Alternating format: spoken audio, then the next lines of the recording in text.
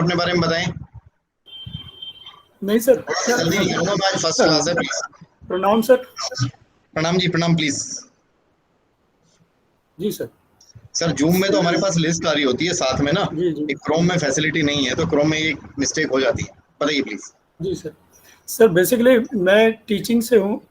I am PGT mathematics, जो 11th-12th class को पढ़ाते हैं। वो पता है सर, मुझे हाँ मुझे जी। पूरा एक्सपीरियंस है, डोंट वरी। जी बताइए। जी। तो सर मैथमेटिक्स से सब्जेक्ट से होने के नाते मुझे ये ज्योतिष भी एक मैथमेटिकल साइंस है। इसमें हम्म। बहुत मैथमेटिक्स है और अच्छा, पता आप नहीं। लोग, आप एक चीज फिर रोक रहा हूँ विनोद जी को, आप लोगों में से कितने लोग ऐसे थे जो मैथमेटिक्स में कमजोर थे, जिनका मैथमेटिक्स बहुत अच्छा नहीं था? अंकित, रीटा जी, पद्मा व्यास। रीटा जी आप क्या पढ़ाते हैं? मेरा कॉमर्स सब्जेक्ट है, commerce and management. Commerce and management, ठीक है। आप मैथमेटिक्स में कमजोर नहीं थे, इट मींस ना, अदरवाइज आप कॉमर्स में जाते ही नहीं। ठीक है। वो जो हार्डकोर देखिए मैथमेटिक्स देखिए, मेरी बात समझिए, मैं आप लोगों को कुछ सिखाने की कोशिश कर रहा हूँ। मेरे हर प्रश्न में मैं कोशिश करूंगा कुछ सिखाने की। आपका कॉमर्स कमजोर नहीं, आपका मैथमेटिक्स कमजोर कैसे था? फिर तो आप जाते ही नहीं। आई एम नॉट आस्किंग कि आप लोगों ने कम स्कोर किया है ज्यादा किया है। I am always saying major साहब that examination is a chance. वहां पे कई बार होता है कि जो कमजोर स्टूडेंट होता है वो भी अच्छा कर देता है, जो अच्छा स्टूडेंट होता है वो भी बेकार बेकार कर देता है। ठीक है ना? अंकित गुप्ता, आप बताओ यार, आपका कमजोर कैसे था? आपने कहा मैथमेटिक्स कमजोर था। पास ही नहीं हो पाते थे। हाँ, पास ही नहीं हो पाते थे। क्या कर पाते? पास। पास नहीं हो पाते थे। चलो देखो, मैं एक जनरल ट्रेंड आपको समझाना चाह रहा हूँ। बेसिकली ना, जो हमारा ज्योतिष है, ज्योतिष को लोग बोलते हैं कि केतु से जुड़ा हुआ है, इस प्लैनेट से जुड़ा हुआ है, इस प्लैनेट से जुड़ा हुआ है। तो बेसिक एक्चुअल में आती है ना चीजें, वो मरकरी से आती है। ठीक है। और मरकरी की core में यही आते हैं, अकाउंटिंग, कॉमर्स, मैथमेटिक्स। आप कभी भी देख लेना, जितने लोग इन्वॉल्व होंगे ना इस फील्ड में, वो हमेशा शार्प रहे होंगे अपने टाइम में इन चीजों में। ठीक है। अंकित की तो नाक देख के बता सकता हूँ कि इसका खराब नहीं है बुध, मरकरी इज नॉट वीक। क्योंकि मैं ये वाली थ्योरी भी करता हूँ बेसिकली ना। मेरे दादाजी मुझे बोला करते थे कि यार, जन्म पत्री देख के तो कोई भी बता देगा, असली मजा तो जब है जब बंदे का फेस देख के आप बता दो। असली मजा तो जब है जब बंदा आपके पास 5 मिनट बैठ के आप पूरा पढ़ लो। ठीक है ना? ठीक है Ankit. So basically it is related to mercury. मैं ऐसे स्टोरी सुनाता रहूंगा, स्टोरी से जितना आप लोग लेना चाहोगे, सीखना चाहोगे, वो सीखते रहना। विनोद जी ने मैथमेटिक्स बोला तो मैंने वहीं पे, क्योंकि मैथमेटिक्स का और ज्योतिष का बहुत गहरा गहरा संबंध है। Both are related to Mercury. ठीक है जी, बताइए विनोद जी। सर मुझे अपने स्टूडेंट लाइफ से ही ना, मतलब बड़ी एक इच्छा थी कि मैं ये ज्योतिष को सीखूं, क्योंकि मैंने एस्ट्रोनॉमी पढ़ा था ग्रेजुएशन में। उसमें एस्ट्रोनॉमी। प्लैनेट्स, स्टार्स वगैरह के बारे में स्टडी करते हैं। ट्रिग्नोमेट्री है बेसिकली, दैट्स ए मुझे पार्ट पता ऑफ है सर, ट्रिग्नोमेट्री। सर मुझे जी वो भी पता है। देखिए, मैं अपने जी बारे में मैंने आपको बताया नहीं किसी को। मेरा नाम गौरव भारद्वाज है, doctor Gaurav Bhardwaj. I am doctorate in astrology. इससे पहले मैंने इंजीनियरिंग की पढ़ाई की हुई है, और इंजीनियरिंग में मैं यूनिवर्सिटी टॉपर रहा हूँ 3 बार। उसके अलावा मैंने after engineering I served automotive giants of India, Honda, Maruti, बड़े नाम है, आप लोगों ने सबने सुने होंगे, must heard about Honda and Maruti. आपने सब कुछ सुना होगा। मुझे एक स्टेज पे आई रियलाइज किया, जो मेरा पैशन है मुझे वो काम करना चाहिए। और मेरा पैशन यही है। कहीं ना कहीं मैं अंदर से बाय बर्थ टीचर हूँ। बड़ा मजा आता है पढ़ाने में। उस टाइम में देखता नहीं कि इनकम में 15% ही कंट्रीब्यूट कर रहा है या कितना कर रहा है, मुझे मजा आता है पढ़ाने में। सीरियसली मेरी इंटरनल सेटिस्फेक्शन होती है जब मैं पढ़ाता हूँ लोगों को। ठीक है। तो इसलिए मैं पढ़ाता हूँ ज्योतिष, और मुझे अच्छा लगता है। मैं when I was in Honda, तो मुझे वहां पे भी ट्रेनिंग देने में बड़ा मजा आता था। लोगों को ट्रेनिंग दे के सिखाने में बड़ा मजा आता था। कभी मुझसे डिस्कशन करोगे ना, तो मैं चीजों को एक्सप्लेन करके समझाना बड़ा अच्छा लगता है मुझे। जब सामने वाला कहता है ना मुझे समझ गया, तो अच्छा लगता है। राणा साहब ऐसे ही करता हूँ क्लास में भी ना मैं। हाँ, राणा साहब मेरी क्लास ऑलरेडी कर रहे हैं। Yes sir, yes sir. मुझे अच्छा लगता है जब लोग क्वेश्चंस पूछते हैं ना, मुझे अच्छा लगता है। आप बहुत सारे टीचर्स देखोगे जो ज्योतिष भी सिखाते हैं, वो आपकी रीच में ही नहीं होते हैं। आप जितने मर्जी कॉल कर लो ना, तो कॉल पिक होंगे या रीच में नहीं होंगे। बट अगर जो बंदा आपकी रीच में है, कुछ है, तो अच्छी बात है। तो मुझे अच्छा लगता है जब लोग मुझसे क्वेश्चन पूछते हैं, ठीक है। इसलिए आप दिल खोल के क्वेश्चन पूछिएगा, डोंट वरी। कोई क्वेश्चन ऐसा है जो क्लास से अलग है, आप कुछ और पूछना चाहते हैं, अध्यात्म से रिलेटेड है, वेदों से रिलेटेड कोई प्रश्न आता है, तो आप मुझसे अलग से कॉल करके पूछ सकते हैं। I am ready for that also. जी विनोद कुमार जी। तो सर मुझे बड़ा ये रहा कि जब भी टाइम मिलता था तो ये बुक्स वगैरह में पढ़ता रहता था। ओके। आज भी पढ़ता हूँ, लेकिन पूरा समझ में आता भी नहीं है। कोई बात नहीं सर, वो तो एक्चुअली एस्ट्रोलॉजी इज पहले not, astrology it's is not difficult, it is different. थोड़ा सा ट्रिकी है। It's not impossible, it's not difficult, it's different, tricky है थोड़ा सा। लेकिन हम किसी चीज को यदि बार बार, मैथमेटिक्स सब्जेक्टिव प्रैक्टिस सब्जेक्ट है, तो इसे बार बार जब तक पढ़ते हैं तो काफी चीजें समझ में आने भी लगती है, आती भी हैं। तो अब ये लगता है कि 5-6 साल रिटायरमेंट के रह गए हैं, तो लगता है कि अब इस चीज को सीखा जाए। और थोड़ा सा इससे क्या है कि अपना एक सर्किल भी बनता है, सर्किल भी लोगों का बनता है सर। लोगों मैंने का तो आपको भला भी बताया ना, होता है।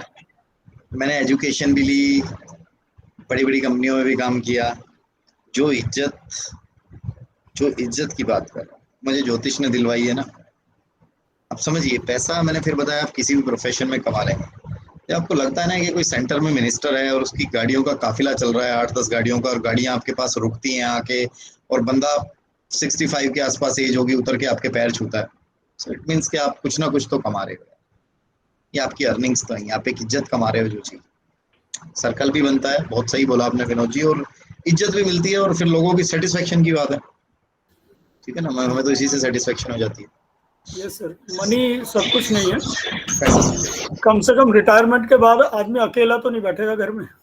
सर अकेला भी नहीं बैठेगा, और ऐसा भी नहीं है कि पैसा नहीं है। मैंने आपको दोबारा बताया ना, इस फील्ड की एक ब्यूटी है, आज से नहीं, कभी मैं अपने दादाजी के टाइम से बता रहा हूँ। आप देखोगे ना, एस्ट्रोलॉजर या तो मक्खी मारते हुए मिलेंगे आपको, बिल्कुल खाली, ठीक है, और या फिर ऐसे होंगे जिनके पास टाइम नहीं होगा बिल्कुल भी। सिर्फ सोच का फर्क है, आप सोच कहाँ से क्रिएट कर रहे हो। आप बिलीव करोगे, मैं अपने बारे में नहीं बोल रहा हूँ सिर्फ, मैंने कितने लोगों को गुड़गांव में भी उनके काम खुलवाए हैं एस्ट्रोलॉजी के, जो मेरे स्टूडेंट हैं। बहुत सारी चीजें हम अपने पोस्टर में लिखते नहीं ना, बट कल को मान लो अंकित ही है, मेरे सबसे नजदीक है, इसने खुद ही बताया मुझे, अंकित तेरा घर नहीं पता, बट अंकित गुड़गांव में कह रहा है और आपके पास ही हूँ, मेरे आसपास से ही है। अंकित कल को बोलता है कि जी मैं स्टार्ट करना चाहता हूँ अपने घर के आसपास से ही, मैं बोलूँगा मोस्ट वेलकम यार, मैं जाके इसका काम सेट करा के आऊंगा, इसको कुछ यंत्र लगाने बताऊंगा, जो यंत्र लगा ले जिससे इसका काम धाम ठीक चले। समझ रहे हो विनोद जी, किस्मत कहीं नहीं जाती है, सिर्फ सोच को बिल्कुल बिल्कुल प्योर रखना है। जितना प्योर रखोगे उतना आगे जाओगे लाइफ, ठीक है। बिल्कुल सही है सर, बिल्कुल ठीक ठीक है कह जी। रहे हैं सर। अब मैं कहाँ बोल रहा था मुझे याद नहीं, विनोद जी के इंट्रोडक्शन से पहले, कोई बात नहीं। बेसिकली एक चीज और मैं बताऊंगा, जैसे विनोद जी ने भी टच की कि एस्ट्रोनॉमी इनका सब्जेक्ट था। देखिए कहीं ना जो एस्ट्रोलॉजी है उसको इस तरीके से भी एक्सप्लेन किया जाता है, astral plus logic, astro plus logic. आपके प्लैनेट्स के क्या लॉजिक बनते हैं ना, उनसे आपकी क्या प्रेडिक्शंस निकलती है, कैसे वो इम्पैक्ट करते हैं, ठीक है। एक स्टोरी मैं हमेशा सुनाता हूँ, लोगों को लगता है कि भाई एस्ट्रोलॉजी को इस चीज में मानते हैं, इंडियन जो एस्ट्रोलॉजी है उसमें कितनी पावर है। शेयर मार्केट में आप लोगों में से कोई डील करता है? Is anyone dealing in share markets? Share market में कोई करता है? शेयर मार्केट का एक बादशाह हुआ है आज तक का सबसे बड़ा ना, हर्षद मेहता की बात मत करना प्लीज यार। शेयर मार्केट का जो सबसे बड़ा बादशाह हुआ वो डब्ल्यू डी गैन हुआ है। W D Gann, he was from USA. 1880 के आसपास उसका कोई बर्थ हुआ था, और उसके फादर कपास की खेती करते थे, कॉटन फार्मर थे। 1908 में उसने कुछ अपना फर्स्ट टाइम शेयर मार्केट में पैसा इन्वेस्ट करना स्टार्ट किया, ठीक है अभिजीत जी। और स्टार्टिंग में he was an ordinary investor, एक नॉर्मल किसान था। नॉर्मल किसान कैसा होता है? सॉरी, नॉर्मल इन्वेस्टर कैसा होता है, कोई बता सकता है? शेयर मार्केट में नॉर्मल इन्वेस्टर कैसा होता है? राणा साहब, जो कभी पैसा कमाता है कभी कमाता है, सर ऐसा ही होता है ना शेयर मार्केट में। तो बिल्कुल नॉर्मल था, कभी कमा लेता था कभी गंवा देता था। ठीक है, उसने 1911 था या 1918 था, उसने एस्ट्रोलॉजी के हिसाब से पैसा इन्वेस्ट करना शुरू किया शेयर मार्केट में, और जितनी स्पीड से उसने पैसे को बनाया, आज भी वो शेयर मार्केट में एक एग्जांपल है। उसकी बुक्स आती है मार्केट में गैन थ्योरीज के नाम से, जो बाद में लोगों ने लिखी, मुझे नहीं लगता उसने खुद लिखी हो। ठीक है, कहीं ना कहीं आपके एल्बर्ट आइंस्टीन जो बहुत बड़े साइंटिस्ट थे, उनके भी कमेंट्स मिलते हैं एस्ट्रोलॉजी को लेके। उसमें थोड़ा सा डिफरेंस ऑफ ओपिनियन रहता है लोगों को कि ये उसने बोला है या नहीं बोला। वर्ल्ड बैंक के चेयरमैन ने जेपी मॉर्गन ने एक बार कहा था, millionaires don't believe in astrology but billionaires do believe. ठीक है, करोड़पति माने ना माने, अरबपति जरूर मानते। ठीक है, सो एस्ट्रोलॉजी में मैं आप लोगों को जो इतनी देर से चीजें बता रहा हूँ, वो एक तो सबसे चीज तो पहली फर्स्ट चीज आती है प्योरिटी। दूसरा, आप लोगों की जो जील है। आज मैं आप सबको एक चीज बोलूंगा, अपनी जील कम मत होने दें। देखिए मेरा ना बहुत छोटा बैच है जो दिखाई दे रहा है, मुझे नहीं पता पूजा के पास क्या किस किस की क्या क्या पेमेंट आई हुई है, क्या है, दैट डजंट मैटर्स। छोटा है, मैं छोटे को भी पूरा कंप्लीट कराऊंगा, डोंट वरी, मैं छोड़ूंगा नहीं बीच में। जो स्टार्ट कर दिया तो कर दिया, उसमें कुछ ऐसा नहीं है। ठीक है, और बेसिकली जो आप लोगों को लगता है ना कि ज्योतिष में, मतलब बेसिकली आपकी जो जील है, जिस जील के साथ आप आज बैठे हुए हो, इस जील कम मत होने देना, अपना उत्साह कम मत होने देना। अगर आपकी जील कम नहीं हुई ना, फिर सिखा तो मैं अपने आप लूंगा। आज प्यार से समझा रहा हूँ, कल डांट के भी समझा ही लूंगा। ठीक है, वो भी मेरा नेचर है, पहले बता रहा हूँ। ठीक है जी, सिखाना तो है ही ना, अब आप लोग आ गए तो। ठीक है जी, ज्योतिष की बात करें, ज्योतिष साइंटिफिक होता है या ज्योतिष मनगढ़ंत है, ऐसे ही है, सिर्फ अपने हिस्से चलता है। किसी के पास शक्ति होती है, सिद्धियां होती हैं, वही ज्योतिष कर सकता है। ऐसा भी बोलते हैं ना कि जिसके पास तो सिद्धि है।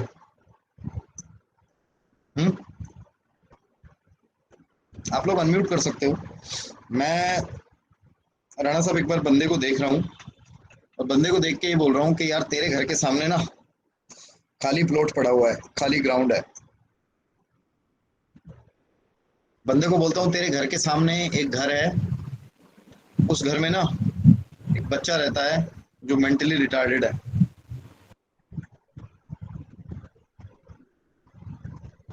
बच्चा आदमी मेरे पास आया है सामने, मैं कहता हूँ यार तू ना जब पैदा हुआ था ना, तो तेरी मदर तेरे को फीडिंग नहीं करा पाई थी। ठीक है, तेरा चाचा ताया लंगड़ा है।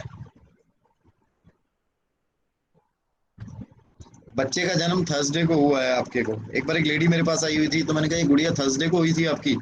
बोली नहीं जी, ये तो वेडनेसडे को हुई थी। मैंने कहा जी मेरे हिसाब से तो थर्सडे होना चाहिए। फिर उसके बाद शी कैलकुलेटेड एंड सेड कि हाँ सर थर्सडे ही था। ठीक है, अब कई बार लोग बोलते हैं कि जी ये सिद्धियां हैं, सिद्धि है तभी बंदा कर पा रहा है। आपको लोगों को चीज बताऊं, वेरी फ्रैंक एंड ऑनेस्ट, कोई सिद्धि कुछ नहीं है ये कोई सिद्धि नहीं है। ये इतने डीप प्रिडिक्शंस आप एस्ट्रोलॉजी से दे सकते हैं, इतने डीप प्रिडिक्शन आप एस्ट्रोलॉजी से दे सकते हैं, सिर्फ समझने की जरूरत है। ठीक है, सिर्फ प्लानिटरी पोजीशंस की वजह से।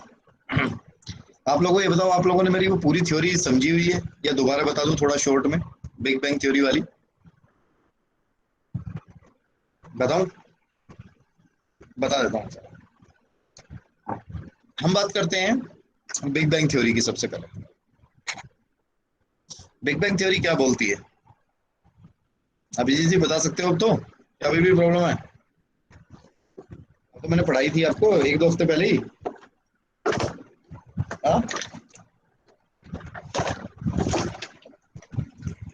अनम्यूट करो।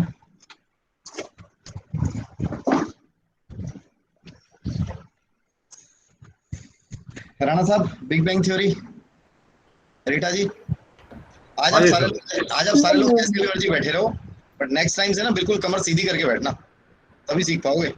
लेट के क्लास सर करना नहीं और बैठ के करना। ठीक है, यूनिवर्स में आज आप कोई बात नहीं, आज बैठ जाओ। आज मैं आप लोगों से सिर्फ एक जनरल डिस्कशन करूंगा। हाँ जी, big bang sir theory. Universe में आपने कहा था कि पहले एक ह्यूज फायर बॉल की तरह था, उसका ब्लास्ट होने के बाद वो प्लैनेट्स में कन्वर्ट हो गए। जो आपने लास्ट टाइम जिस तरह से बताया था कि वो प्लैनेट्स ही हैं जो एक बिग एलिप्टिकल बैंग थ्योरी, जाके। बिग बैंग थ्योरी क्या बोलती है? बिग बैंग थ्योरी बोलती है कि जो हमारा पूरा ब्रह्मांड है, जो हमारा पूरा यूनिवर्स है, वो एक सिंगल पार्टिकल था। वो एक सिंगल पार्टिकल था, उसमें कोई भी ऐसी चीजें नहीं थी कि भाई पूरा प्लैनेट्स थे या कुछ भी, मतलब जैसे आज तो यूनिवर्स की कोई लिमिट नहीं है ना, प्लैनेट्स और अपना सैटेलाइट्स, पता नहीं क्या क्या है यूनिवर्स में। Before 13.7 billion years ago it was a single particle. एक पूरा एक कण था, सिर्फ एक पार्टिकल था ये। इसमें उसके बाद एक ब्लास्ट हुआ, और उस ब्लास्ट के बाद ये अनगिनत एन नंबर ऑफ पार्टिकल्स में टूट गया। एंड जो वो पार्टिकल्स थे वो एक दूसरे से दूर भागने लगे, एक दूसरे से दूर ट्रेवल कर। जब वो एक दूसरे से दूर ट्रेवल कर रहे थे, तो एक दूसरे से ट्रेवल कर दूर करते रहे, स्पीड से चलते रहे। आज भी एक दूसरे से दूर हो रहे हैं वो, still, because of high temperature. ठीक है, उसके बाद उन्होंने अलग अलग जगह पे शेप्स की फॉर्मेशन ली, जिन्हें हमने आकाश गंगाएं और गैलेक्सीज के नाम से जानते हैं। फिर आकाश गंगाओं में सौर मंडल की फॉर्मेशन हुई, सोलर सिस्टम हमारा पूरा इसके अंदर फॉर्मेशन हुई। ठीक है जी, इसी सोलर सिस्टम में देख पा रहे हो आप, स्क्रीन देख पा रहे हो, मेरा बोर्ड दिख रहा है आप सभी को, white board.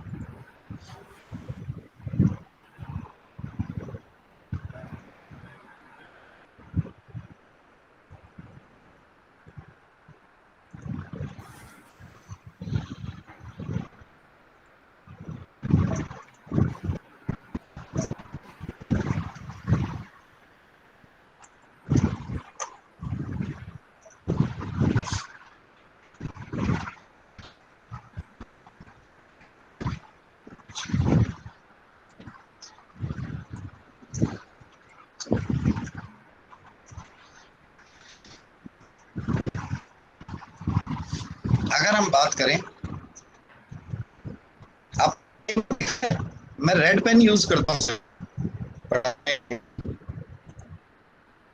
Have you ever noticed? हाँ, नोटिस किया है? इसका रीजन है, अभी तो आप लोग, हम सब लोग ऑनलाइन कर रहे हैं।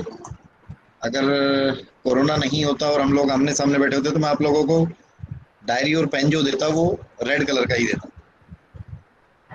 देखिए, हमारे धर्म में चाहे पुराना इतिहास उठा के देख लो, दो ही कलर होते थे, दो ही कलर की इंक यूज होती थी। जब भी शुभ कार्य होता था तो हम लाल इंक से लिखते थे, और जब भी कोई अशुभ कार्य होता था तो ब्लैक इंक से लिखते थे। बहुत ज्यादा नहीं जाते, अभी 50-100 साल पहले जाएंगे, गांवों में जो चौकीदार होते थे, पहले सेंसस नहीं था कि जनगणना हो रही है, गांव में कितने लोग रह रहे हैं, है ना। तो उस टाइम पे चौकीदार जब गांव में कोई बच्चा पैदा होता था तो उसको लाल रंग के रजिस्टर में लिख देता था नाम उसका, और जब कोई मर जाता था तो उसको काले रंग के रजिस्टर में लिख देता था। ये रिकॉर्ड्स मेंटेन किए जाते हैं। ठीक है, सो रेड इज हमेशा शुभ कलर होता है, मंगल का प्रतीक होता है, मांगलिक कार्यों का प्रतीक होता है। रेड कलर यूज करें, मांगलिक कार्यों में चीजें अच्छी रहें।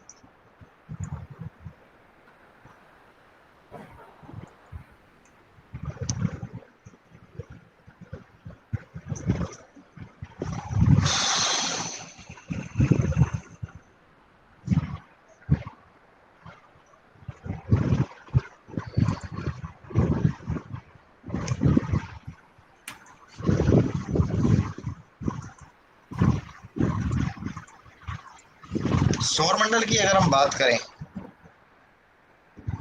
तो जो हमारा सूर्य है,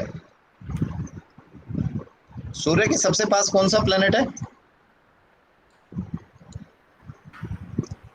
सन के सबसे पास कौन सा प्लेनेट है, कोई बताएगा? मून। Very good. किसने बोला मून? बुध बुध कौन सा प्लेनेट है पद्मा जी? बुध है। बुध है। मरकरी, मरकरी के बाद है वीनस, वीनस के बाद अर्थ, और यहीं अर्थ के पास आ जाता है moon, Mars, Saturn, Mars, Jupiter, Saturn, इस टाइप से आगे प्लैनेट्स हैं। अगर मैं इसको एक सेंटर पॉइंट का रेफरेंस लूं, इमेजिनरी लाइन लगाऊं, तो इससे 8 डिग्री नॉर्थ और 8 डिग्री साउथ में सारे प्लैनेट्स आते हैं। सारे प्लैनेट इसी में होंगे, ऊपर नीचे कहीं भी यहीं कहीं होंगे, पोजीशन डिफरेंट होती रहती है। ठीक है। अब अगर मैं आप लोगों को थोड़ा सा एक फॉर्मेशन के तौर पे दिखाऊं, तो जो ये मैंने आपको डिग्रीज बताई हैं, ये कहलाती है ज़ोडिएक बेल्ट, ये कहलाती है ज़ोडिएक बेल्ट। और इसी ज़ोडिएक बेल्ट में सारे के सारे प्लैनेट्स होते हैं। ध्यान से देखिएगा, ये इलिप्टिकल शेप में होती है। आप लोगों को मैंने फ्रंट व्यू दिखाया ना बना के, तो आपको इसलिए ऐसे दिखाई दे रहा था, बट इसका एक्चुअल वे इस टाइप से होता है, इलिप्टिकल फॉर्म में होती है, अंडाकार फॉर्म में होती है, गोल नहीं होती, इस टाइप से होती है, इलिप्टिकल होती है, ऐसे होती है। ठीक है। इसका जो एंगल होता है इलिप्टिकल का, वो होता है 360 डिग्री, 360 डिग्री। ठीक है। और इन्हीं 360 डिग्री को अगर मैं 12 से डिवाइड करूं, 12 से डिवाइड करूं, करके देखो 12 से डिवाइड कितना आएगा? 30 डिग्री। 30 डिग्री।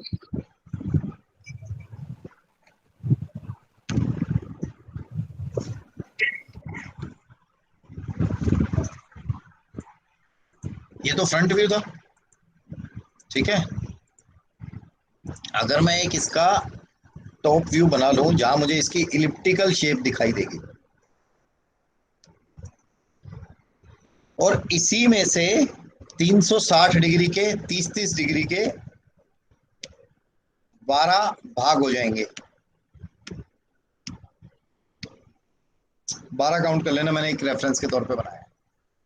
तो जो 12 होंगे ना 30 डिग्री ईच, ये 12 इस जोडियक बेल्ट के क्या होंगे? साइन होंगे, जोडियक साइंस होंगे, जिन्हें हिंदी में बोलते हैं राशिफल। बड़े शौक से पढ़ते हैं ना हम राशिफल, इसके बारे में डिटेल में बताऊंगा, राशिफल की क्या कड़वी सच्चाई होती है, स्टोरीज के थ्रू, मतलब रियल स्टोरीज के थ्रू, वो जब राशियां पढ़ाऊंगा तब बताऊंगा। तो यही 12 के 12 जो प्लेसेस होते हैं, ये कहलाते हैं हमारी जोडियक बेल्ट में 12 राशियां होती हैं हमारी। ठीक है। इन्हीं 12 राशियों में कौन से प्लेनेट की क्या पोजीशन है, वो मैटर करती है। जिस टाइम पे जगदम जी का बर्थ हुआ होगा, संदीप जी का बर्थ हुआ होगा, आप अर्थ की एक पोजीशन पे होंगे, at a place of earth. ठीक है रीटा जी, आप एक अर्थ की पोजीशन पे होंगे, और वहां से जिस समय पे आपका बर्थ हुआ है, what is the position of all other planets, बाकी प्लैनेट्स की क्या पोजीशन होगी। देखिए, आप इसको साइंटिफिकली समझने की कोशिश कीजिए। मेरे पास बहुत से स्टूडेंट होते हैं, वो सिर्फ बैठे इसीलिए रहते हैं, जी सर इसका साइंटिफिक मतलब बताओ, इसका साइंटिफिक मतलब बताओ, और मैं रियली बताता भी हूँ, थोड़ा सा टाइम कंज्यूमिंग हो जाता है। ठीक है, बट आंसर्स तो करने ही होते हैं ना, जहां जरूरी है वहां तो मैं खुद ही बताता रहूंगा। जब किसी का भी, सपोज अभिजीत जी का जिस टाइम पे बर्थ हुआ, इंडिया में एक प्लेस पे हुआ, या अर्थ के एक प्लेस पे हुआ, धरती के एक जगह पे हुआ, उस जगह से उस समय पे क्या प्लेनेटरी पोजीशन थी, कैसे प्लैनेट्स कनेक्टेड थे, क्या पोजीशन थी। आप ये समझ के देखिए, जो उस समय पे बाकी प्लैनेट्स की पोजीशन थी उस तरीके से उस व्यक्ति के अंदर वो पावर्स आ जाती हैं। ठीक है, उस व्यक्ति के अंदर वो पावर्स आ जाती हैं और वही पावर्स उसकी लाइफ में रूल करती हैं, उसकी लाइफ में इम्पैक्ट्स डालती हैं। ठीक है, ये बेसिक्स बात कर रहा हूं मैं, सिर्फ अभी कुछ नहीं पढ़ा रहा हूं, क्योंकि यही नहीं बताया तो फिर आगे बढ़ गया तो फायदा ही नहीं है। ये क्वेश्चंस लटके रहते हैं बहुत लंबे लंबे टाइम तक, लोग बड़े बड़े कोर्सेज कर लेते हैं और ये कॉन्सेप्ट क्लियर नहीं होते हैं उनके। ठीक है, अब जो पोजीशन बनी उसके हिसाब से कुछ सर्टेन वी गॉट सर्ट। आप इसको सिंपल शब्दों में समझो, मैं इसीलिए सिंपल शब्दों में बता रहा हूँ, इसीलिए कह रहा हूँ मैं कुछ नहीं पढ़ा रहा हूँ। आपको जो नोट करना है मैं नोट करने का टाइम भी दे दूंगा, सुनो सिर्फ ध्यान से। आपको कुछ स्पेशल पावर्स मिल जाएंगी, एंड जो पावर्स मिल जाएंगी, अब प्लैनेट्स तो विनोद जी वहां पे खड़े नहीं रहेंगे ना कि भाई अभिजीत का बर्थ हुआ है मैं यहीं पे खड़ा रहूंगा, सारे प्लैनेट्स की पोजीशन वही रहेगी। No, it will change continuously. सुना होगा ना, ग्रह चलायमान है, सुना नहीं सुना? चलायमान है, प्लैनेट्स आर नॉट स्टेशनरी। कोई भी प्लैनेट स्टेशनरी नहीं है। सन एक स्टेशनरी है सिर्फ, बट उसको भी मूविंग काउंट करते हैं। कैसे करते हैं वो मैं बताऊंगा। जिस अर्थ पर हम लोग हैं वो भी मूव कर रही है। ठीक है, ठीक है। अब जो पावर्स यहाँ पे किस व्यक्ति के पास हैं और उसके हिसाब से जो बाकी प्लैनेट्स मूव करते रहते हैं लाइफ लॉन्ग, वो इम्पैक्ट आप लोगों की जिंदगी पर कैसे पड़ रहा है, क्या आ रहा है, कैसे आएगा, वो समझने की जरूरत है। दूसरा, जो पावर्स आपको मिली हैं उस प्लैनेट का कब कब समय आपके जीवन में आएगा, जिसे हम दशाओं का नाम देते हैं, वो मैटर करता है। सारे की सारी चीजें आपके जीवन पर इम्पैक्ट डालती रहती हैं। बंदा बोलता है ना जी, ये एक ही समय पे 4 बच्चे पैदा हुए थे, चारों की लाइफ तो एक जैसी नहीं है। नहीं है भाई, ठीक है ना? होता है, ऐसा नहीं होता? सुना है कभी? नहीं सुना? अभी जी बोलते हैं ना, बोलो 4 बच्चे पैदा हुए थे जी, एक तो रिक्शा चला रहा है, एक अंबानी का बेटा है, फैक्ट्री लगा ली इसने अपनी बड़ी बड़ी। इसमें एक तो सबसे बड़ी चीज होती है देश काल पात्र। आगे हम पढ़ेंगे, उस देश काल पात्र से कॉन्सेप्ट क्लियर होगा। दूसरा, क्या आपकी उस टाइम पे स्टार्स की पोजीशन है, किस प्रोफेशन में आप हैं। प्रोफेशन आपके जीवन में होना, चूज करना वाइसली बड़ा जरूरी होता है। सीरियसली बोलूं आप लोगों को, मैंने बताया ना, जैसे मैं तो हूं ही एस्ट्रोलॉजर, और मैं कर क्या रहा था, I was in engineering field. Manoj ji आप एक बात बताओ, अगर किसी ने इंजीनियरिंग की है और उसके बाद ही और she is working in A company like Maruti Suzuki, तो उसके लिए तो ड्रीम है वो फिर। सर है तो सही, लेकिन अपना इंटरेस्ट भी तो एक चीज है ना सर। मैं वही समझाने की कोशिश कर रहा हूँ आपको। सर इंजीनियरिंग तो मैंने भी की है, लेकिन मैं भी एस्ट्रोलॉजी में और न्यूमरोलॉजी में आया हूँ। नहीं, आप सर रिटायरमेंट के बाद आ रहे हो, आप समझो। नहीं सर, मैं पहले से हूँ सर, 8-10 साल से हूँ। जब आप एक ये यंग एज में छोड़ने की बात करते हो ना, लोग सोचते हैं ये पागल हो गया है। नहीं सर, नहीं, छोड़ने की तो बात नहीं करी मैंने, लेकिन मैं नहीं, रहा हूँ। मैं आपको वही कह रहा हूँ, मैं मना नहीं कर रहा हूँ संदीप जी, मैं आपको भी समझाने की कोशिश कर रहा हूँ। This is what all about planets. वो प्लैनेट्स आपको कैसे रूल कर रहे होते हैं। और दूसरा, प्रोफेशन के लिए, कि अगर आपका प्रोफेशन आपने वाइसली चूज किया तो कैसे इम्पैक्ट आएगा। ये जो एक आता है ना, जैसे मैकडोनल्ड्स ऐसे क्या ना, जो पूरा नॉनवेज ही देता है, क्या नाम है उसका, क्या नाम है उसका ब्रांड का नाम बताओ? KFC। KFC का जो ओनर है उसके बारे में पढ़ा है कभी आपने? किसी ने पढ़ा है? सर थोड़ा बहुत